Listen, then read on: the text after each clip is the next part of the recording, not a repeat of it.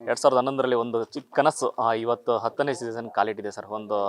ನೀವೇ ನೆನ್ನೆ ವೇದಿಕೆ ಮೇಲೆ ಹೇಳ್ತಾ ಇದ್ದಂಗೆ ನಟರೆಲ್ಲರೂ ಕಲಾವಿದರಲ್ಲಿ ಈಗ ಪ್ರೊಫೆಷನಲ್ ಕ್ರಿಕೆಟರ್ಸ್ ಆಗಿ ನಿಂತಿರುವಂಥ ಜಾಗ ಇದೆ. ಆ್ಯಕ್ಚುಲಾಗಿ ಈಗ KCC ಆಗಿರಲಿ, CCL ಆಗಲಿ, ಯಾವುದೇ ಬಂದರೂ ಕೂಡ ಒಂದು ಹಬ್ಬದ ವಾತಾವರಣ, ಒಂದು ಮಂದಿಯೆಲ್ಲ ಒಟ್ಟಿಗೆ ಸೇರುವಂಥ ಒಂದು ಕೂಟ ಆಗಿರುತ್ತೆ. ಸೊ CCL ಬಗ್ಗೆ ಹೇಳೋದಾದ್ರೆ ಮೊದಲಿಗೆ CCL ಬಗ್ಗೆ ಹೇಳೋದಾದರೆ ಅಫ್ಕೋರ್ಸ್ ನೀವು ಹೇಳಿದ ಹಾಗೆ ಇದು 10ನೇ ಆವೃತ್ತಿಯಾಗಿದೆ.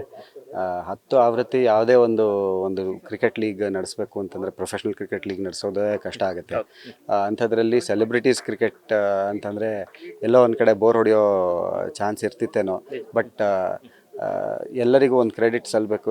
ಏನಂತಂದರೆ ವಿಷ್ಣು ಅವ್ರಿಗೆ, ಸುದೀಪ್ ಅವ್ರಿಗೆ, ಕೇಣಿ ಸರ್ಗೆ, ಎಲ್ಲರಿಗೂ ದಟ್ ಎಲ್ಲೂ ಇದು ಒಂದು ಕಡೆ ಹಾಸ್ಯಾಸ್ಪದ ಅಂತ ಅನ್ಸೋ ಹಾಗೆ ಅಥವಾ ನಾವೆಲ್ಲ ಉಡಾಫೆಯಲ್ಲಿ ಆಡೋ ಹಾಗೆ ಅಂತ ಯಾವತ್ತೂ ಮಾಡಿಲ್ಲ.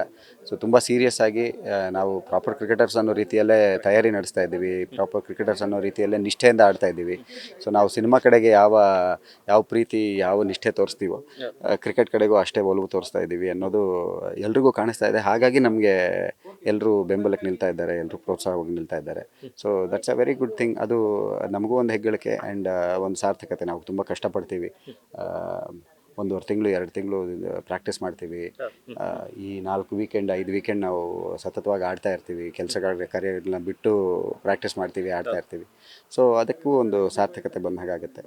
But more than anything else, cinema ಮತ್ತು ಕ್ರಿಕೆಟ್ ಅನ್ನೋದರ ಒಂದು ಸಂಗಮ, it's a very good concoction ಅಂತ ಅನಿಸುತ್ತೆ. So that is the winner. So we are very happy to contribute to it. Sir, ಒಂದು ಟೂರ್ನಮೆಂಟ್ 10ನೇ ಸೀಸನ್ಗೆ ಕಾಲಿಡೋದು ಸರ್. ನೆನ್ನೆ ವೇದಿಕೆ ಮೇಲೆ ಮಾತಾಡ್ತಾ ನೀವೇ ಹೇಳ್ತೀರಿ, ಎಷ್ಟೋ ಜನ ನಾವು ಕನಸು ಕಾಣ್ತಾ ಇದ್ದೀವಿ, ಇವ್ರನ್ನ ಮೀಟ್ ಮಾಡಬೇಕು ಹಾಗೆ ಅಂತ ಅಂದ್ಬಿಟ್ಟು. ಅಂಥವ್ರನ್ನೆಲ್ಲ ಎದುರು ನೋಡ್ದಂಗೆ ಆಗುತ್ತೆ. ಜೊತೆಗೆ ಅವ್ರು ಆಡಿದಂಥ ಕ್ರೀಡಾಂಗಣದಲ್ಲಿ ನಾವು ಕ್ರಿಕೆಟ್ ಆಡೋಂಥದ್ದಾಗಲಿ, ಅಥವಾ AV ಬಂದಾಗ ಇನ್ನೂ ಅದೇ ಹೇಳ್ತಾ ಇದ್ರು, ತಮಾಷೆಗೆ ಹೇಳ್ತಾರೆ, ಎಷ್ಟು ಚಿಕ್ಕವರಾಗಿ ಕಾಣಿಸ್ತಿದ್ದಾರೆ ಕೃಷ್ಣ ಅಂತ ಹೇಳ್ತಾರೆ. ಹೇಗೇನು ಈಗಲೂ ಅದೇ ಥರದೊಂದು ಮೇಂಟೆನೆನ್ಸ್ ಮಾಡ್ಕೊಬರೋದಿಲ್ಲ ಬಾಡಿ ಆಗಲಿ, ಅಥವಾ ಅದೊಂದು ಎನರ್ಜಿನೇ.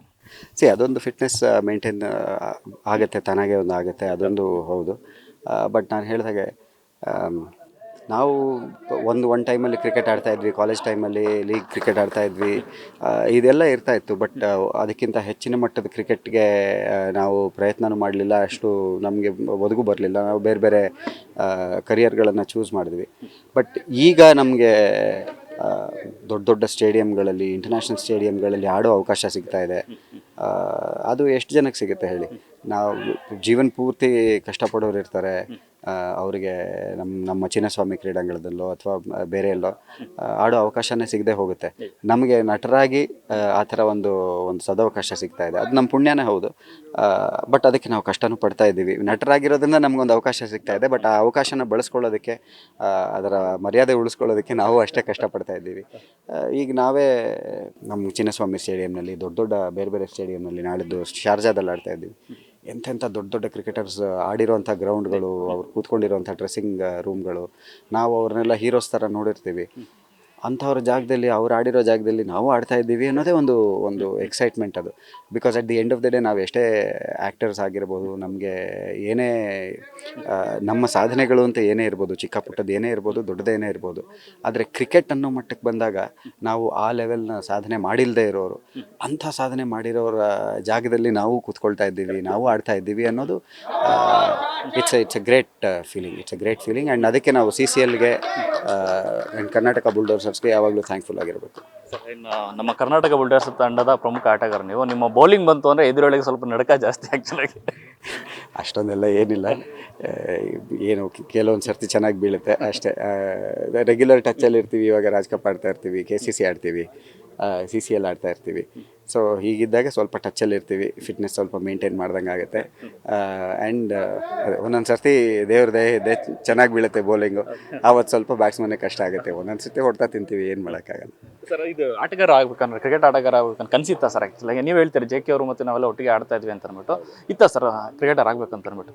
ಕ್ರಿಕೆಟರ್ ಆಗಬೇಕು ಅಂತ ಐ ಥಿಂಕ್ ಇಂಡಿಯಾದಲ್ಲಿ ಎಲ್ಲ ಚಿಕ್ಕ ಮಕ್ಳಿಗೂ, ಎಲ್ಲ ಗಂಡು ಹುಡುಗರಿಗೂ, ಆ್ಯಂಡ್ ಇವಾಗಂತೂ ಹೆಣ್ಮಕ್ಳಿಗೂ ಐ ಥಿಂಕ್ ಎಲ್ಲ ಆಸೆ ಇದ್ದೇ ಇರುತ್ತೆ. ಕ್ರಿಕೆಟರ್ ಆಗಬೇಕು, ನಾನು ಸಚಿನ್ ಆಗಬೇಕು, ನಾನು ದ್ರಾವಿಡ್ ಆಗಬೇಕು ಅಂತಲೂ ಒಂದು ಆಸೆ ಇದ್ದೇ ಇರುತ್ತೆ ಅಂತ ಅನಿಸುತ್ತೆ.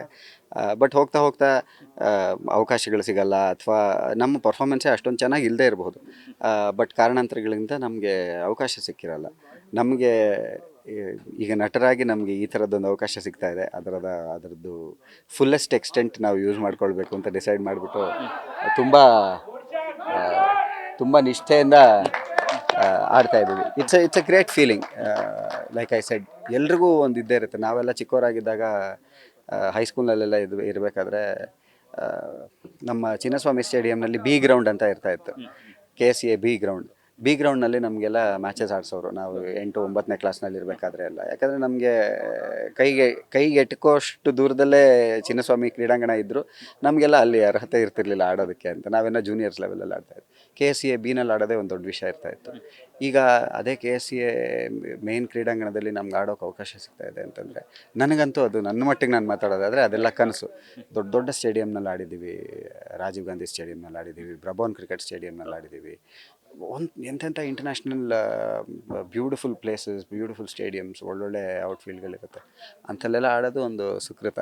ಸೊ ನಮಗೆ ಕ್ರಿಕೆಟ್ ಮೂಲಕ, ಸಿನಿಮಾ ಮೂಲಕ ನಮಗೆ ಅಲ್ಲೆಲ್ಲ ಕ್ರಿಕೆಟ್ ಆಡೋ ಅವಕಾಶ ಸಿಕ್ಕಿರೋದು ನಮಗೆ ತುಂಬ ಖುಷಿ ವಿಷಯ.